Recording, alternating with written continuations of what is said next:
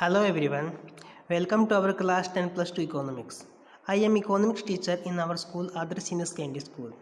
हम plus two economics कर रहे थे और हमारा इसका सेकंड चैप्टर चल रहा था। आज इसका पार्ट रहेगा सेकंड। जो सेकंड पार्ट में आज हमारा जो टॉपिक रहेगा वो है प्रोडक्शन पॉसिबिलिटी कर्व, मतलब उत्पादन संभावना वक्र। उत्पादन संभावना वक्र, उत्पादन जानते हो किसी चीज़ का हम निर्माण करते हैं तो वो मार के आता है, उत्पादन के अंदर आता है। संभावना क्या पॉसिबिलिटी रहेगी, हम क्या प्रोडक्शन कर सकते हैं क्या नहीं कर सकते हैं, ठीक है। वक्र उसको हम डायग्राम पर रिप्रेजेंट करेंगे तो वो आ जाएगा हमारा उत्पादन संभावना वक्र, ठीक है। उत्पादन संभावना वक्र वह वक्र है, एक ऐसा कर्व होगा जो क्या करेगा, जो उत्पादन के लिए दिए गए साधन, हमारे उत्पादन के लिए कुछ साधन होंगे, जैसे टेक्निक होगी, कुछ टेक्निक होगी, कुछ हमारे पास साधन होंगे, कुछ मटेरियल वगैरह होगा, तो उनका यूज़ करके हम दो वस्तुओं का उत्पादन कर रहे हैं, ठीक है। और विभिन्न उत्पादन संभावना मतलब कि जब हम क्या करते हैं, दो या दो से अधिक वस्तुओं का प्रोडक्शन करते हैं ना, तो हमारे पास एक ये रहता है कि हम किस चीज़ का प्रोडक्शन करें, कौन सा प्रोडक्शन कितना करें, कौन सा ज़्यादा करें, कौन सा कम करें। जब हमारे पास क्या विकल्प होते हैं, क्योंकि हमारे पास जो हम प्रोडक्शन के लिए साधन यूज़ कर रहे हैं ना, वो हमारी एक लिमिट में होगी, सीमित मात्रा के अंदर होंगे, हम इतने ही उनका यूज़ कर सकते हैं, ठीक है। जैसे मिल्क हमारे पास तो उसकी एक लिमिट है, हम इतना ही मिल्क यूज़ कर सकते हैं, ज़्यादा मिल्क हम नहीं ला सकते हैं। तो उसके लिए हमारे पास क्या होगा कि हम उनमें कंबाइन ऐसा देखेंगे जिनसे हमारा हमें फ़ायदा हो सके और प्रोडक्शन भी अच्छा हो सके, ठीक है। तो वो आ जाए हमारे उत्पादन संभावना वक्र। तो उत्पादन संभावना वक्र क्या होगा, दो वस्तुओं का प्रोडक्शन करना है और उनके लिए सेम मटेरियल चाहिए, ठीक है। सेम मटेरियल सेम टेक्निकल चाहिए, तो उन दोनों टेक्निक का यूज़ करके हम दोनों तरह के प्रोडक्शन क्या करेंगे, अगर एक ज़्यादा करें दूसरे के कम करना पड़ेगा हमें, ठीक है। तो उसके अकॉर्डिंग हमारा जो इसको रिप्रेजेंट करेंगे वो हमारा आ जाएगा प्रोडक्शन पॉसिबिलिटी कर्व के अंदर, ठीक है। जैसे हमारे पास एक अनुसूची दी है, उत्पादन संभावना अनुसूची, इसमें क्या आता है, एक शेड्यूल दिया है जिसके अंदर क्या आते हैं, हम मिल्क, हमारे पास कुछ गुड्स हैं, जैसे हम उससे एक तो मिल्क शेक बना सकते हैं, एक बटर बना सकते हैं, ठीक है। तो हमारे पास कॉम्बिनेशन है, पहला ए कॉम्बिनेशन है, वो क्या है कि हम 500 यूनिट के मिल्क शेक के बना दें तो बटर हम एक भी नहीं बना पाएंगे। बी कॉम्बिनेशन क्या है, जब हम 450 मिल्क शेक बना लें तो हमारे पास क्या है, बटर क्या 50 यूनिट बनेंगे, ठीक है। तो इधर हमने क्या किया, मिल्क शेक में कुछ कमी की और उसका यूज़ कहाँ कर लिया, बटर बनाने में हमने उसका यूज़ कर लिया, ठीक है। उसके आगे हमने जो सी कंडीशन आ गई, इसमें हमने और कटौती की और उसके अंदर थोड़ा सा बढ़ोतरी हो गई, ठीक है।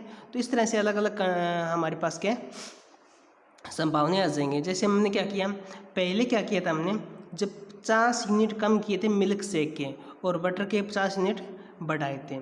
उसके बाद नेक्स्ट टाइम हमने क्या किया, 90 यूनिट के मिल्क शेक के कम और इधर 50 क्या हुआ, इंक्रीज हुआ बटर के प्रोडक्शन में, ठीक है। ऐसे हमारा कम्बिनेशन का चलता गया, ठीक है। जैसे जैसे ये क्या होती है, ये वैल्यू कम होती जाएगी, ये वैल्यू बढ़ती जाएगी, मतलब कि कम, जैसे इनमें जो चेंज आ रहा है ना वो कम होता जाएगा और इसमें ये बढ़ोतरी होती जाएगी, ठीक है। तो ये कॉम्बिनेशन हमारे पर है, इसको डायग्राम से समझते हैं, ठीक है। तो एक साइड हमने बटर इन यूनिट, एक साइड हमने बटर इन यूनिट, कितना यूनिट हम बटर का तैयार करें, एक साइड आ जाएगा मिल्क से, कितना मिल्क शेक बनाएंगे मिल्क से हम, ठीक है। तो पहला कॉम्बिनेशन क्या था हमारे पास, 5 यूनिट मिल्क के शेक बनाएंगे और 0 यूनिट बटर के, तो ये हमारे पास एक कंडीशन आ जाएगी जिसमें हमारे पास क्या है, 500 यूनिट मिल्क शेक बना रहे हैं और बटर की क्या है 0 यूनिट है, 0 यूनिट यूज़ कर रहे हैं बटर बनाने में, ठीक है।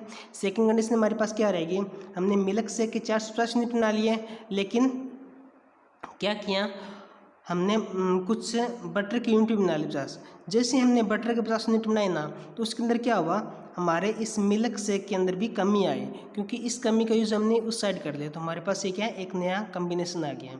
ऐसे ही हमारे आगे चलता जाएगा। जैसे हमने क्या किया, 360 यूनिट तैयार किए हैं मिल्क शेक के, ठीक है, और 100 यूनिट किसमें लगे, हमारे बटर में।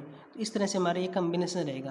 तो इसको जब हम रिप्रेजेंट करेंगे, इस डायग्राम पर दिखाएंगे, तो इनके लिए एक कॉमन लाइन आएगी, जिस कॉमन लाइन क्या बोलते हैं हम, प्रोडक्शन पॉसिबिलिटी कर्व, या इसको हम PPC भी बोल सकते हैं। PPC मतलब प्रोडक्शन पॉसिबिलिटी कर्व। तो समझाया क्या करता है हमने कि हमारे पास कुछ प्रोडक्शन करना है और हमारे पास क्या उसके अंदर दो विकल्प है कि हम इनमें इसका प्रोडक्शन कर लिया उसका प्रोडक्शन कर लें, तो उसमें दोनों को कंबाइन हम प्रोडक्शन कर रहे हैं तो कौन सा कितना यूनिट तैयार करें तो वो हमारा प्रोडक्शन पॉसिबिलिटी कर्व के अंदर आ जाएगा। ठीक है, तो प्रोडक्शन पॉसिबिलिटी हमने तैयार किया तो इसमें कुछ इसकी विशेषताएं भी निकल कर सामने आती हैं। पहले क्या है, उत्पादन संभावना वक्र का ढलान नीचे की ओर होता है। ठीक है, जो पीपीसी कर्व हमने बनाई थी तो वो क्या हुआ, ऐसे ऊपर से नीचे की ओर आई, ऐसे ऊपर की ओर तो नहीं गई, तो क्या होता है उत्पादन संभावना वक्र क्या होता है, ढलान बाएं से दाएं, ये साइड होगी हमारी बाएं, ये होगी दाएं, बाएं से दाएं क्या होगा, ऊपर से नीचे की ओर होगा। ठीक है, और इस शेप में ही बनेंगी, मतलब कि ऐसे कर्व शेप में बनेंगी, तो इसी को हम कर्व बोलते हैं, ये प्रोडक्शन पॉसिबिलिटी कर्व आ जाएगी। ठीक है, तो इसका ढलान क्या होता है, बाएं से दाएं नीचे की ओर होता है, क्योंकि हम जब यूज़ कर रहे थे अलग अलग प्रोडक्शन कर रहे थे, बटर का बना रहे थे, उसमें एक में कमी आ रही थी, कमी आ रही तो उसका ढलान नीचे की ओर होता है। ठीक है, फिर क्या है, पीपीसी मूल बिंदु की ओर अवतल, दो कंडीशन होते हैं, होते उत्तल, एक होता है अवतल। अवतल क्या होता है, जिसे हम कनकेव बोलते हैं, जो बाहर की साइड उभरा हो।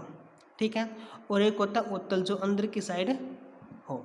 तो हमारे पास पीपीसी कर्व कैसे बनी है, अवतल, तो ये हमेशा अवतल शेप में ही रहेगी। कुछ डायग्राम आएंगे जिसके अंदर हमारे पास क्या रहेगा कि ये उत्तल शेप का भी बनेगा। ठीक है, तो इसके अंदर प्रोडक्शन पॉसिबिलिटी रहेगी अवतल शेप के, दो इसकी ये कहते हैं मेन विशेषताएं थी। ठीक है, तो ये था हमारा आज का टॉपिक प्रोडक्शन पॉसिबिलिटी कर्व। उम्मीद करते हैं समझ आया होगा। आज के लिए इतना ही। Thank you, have a nice day.